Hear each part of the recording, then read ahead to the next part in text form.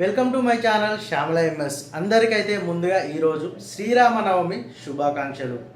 అసలు శ్రీరామనవమి అంటే ఏమిటి, అసలు శ్రీరామనవమి ఎందుకు జరుపుకుంటారు, ఈ వీడియో చూశాక ప్రతి ఒక్కరికి శ్రీరామనవమి గురించి మొత్తం క్లియర్గా తెలిసిపోతుంది.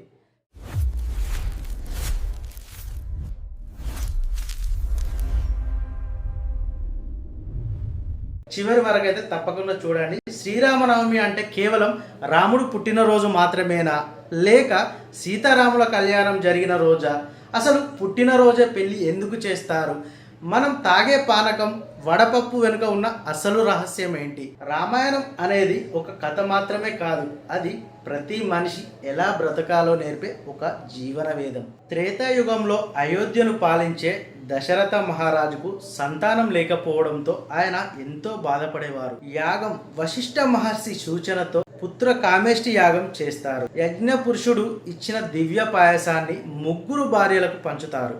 చైత్రమాసం శుక్లపక్షం నవమి తిథి నాడు పునర్వాసు నక్షత్రంలో కౌసల్యదేవికి శ్రీరాముడు జన్మిస్తాడు. విష్ణువు దశావతారాల్లో 7వ అవతారంగా రాముడు భూమిపైకి వచ్చాడు. దుష్ట శిక్షణ శిష్ట రక్షణ కోసం భగవంతుడు మానవ రూపంలో వచ్చిన రోజు ఇది. ఉగాది నుండి మొదలయ్యే 9 రోజులను వసంత నవరాత్రులు అంటారు. ఈ 9 రోజులు రామనామ స్మరణతో ఊరూర పూజలు జరుగుతాయి. నవమి నాడు ఈ ఉత్సవాలు ముగుస్తాయి. రాముడు సరిగ్గా మధ్యాహ్నం 12 గంటల సమయంలో జన్మించాడు. అందుకే మన గుడులలో మధ్యాహ్న పూట కళ్యాణాలు నిర్వహిస్తారు. ఈ సమయాన్ని అభిజిత్ లగ్నం అంటారు. ఇది ఎంతో శుభప్రదం.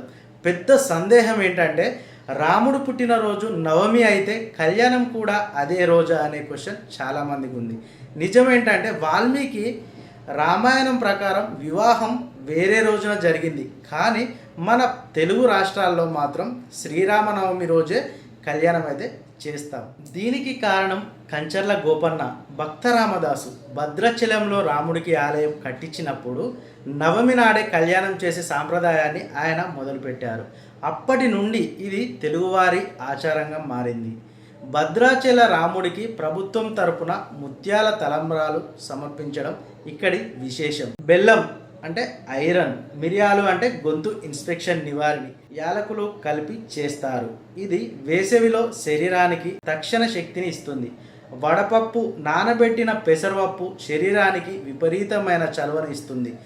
ఆరోగ్యం పండుగ వెనుక ఆరోగ్య సూత్రాలు కూడా ఉన్నాయి. మారుతున్న వాతావరణానికి అనుగుణంగా మన శరీరాన్ని సిద్ధం చేసే ప్రసాదాలు ఇవి. ఆదర్శం మర్యాద పురుషోత్తముడు అంటే హద్దులు మీరని వ్యక్తి.